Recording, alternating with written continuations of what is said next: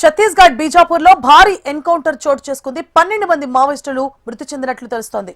ఘటనా స్థలంలో భారీగా ఆయుధాలు స్వాధీనం చేసుకున్నట్లు కూడా సమాచారం.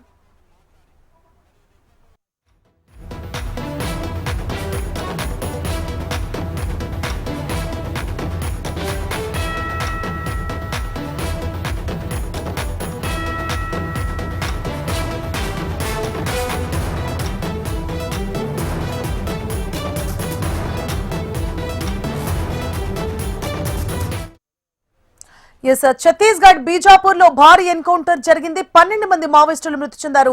ఘటనా స్థలంలో భారీగా ఆయుధాలు స్వాధీనం చేసుకున్నట్లుగా తెలుస్తోంది. మరింత సమాచారాన్ని మా ప్రతినిధి రవికిరణ్ అందిస్తారు. రవికిరణ్,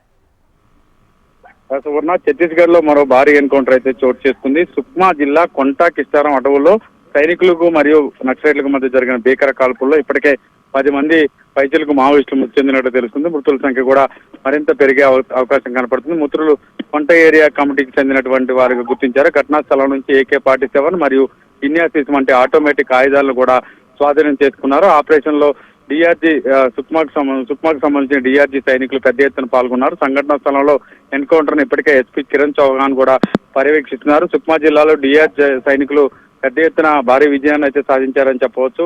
దాదాపుగా 10 మంది నక్సలైట్ల వరకు చనిపోయినట్టుగా తెలుస్తుంది.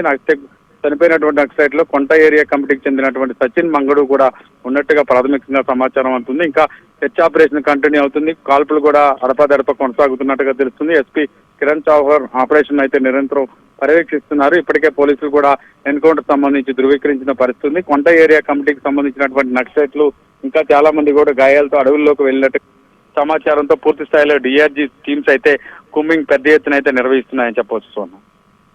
Right, thank you for the updates Ravikiran.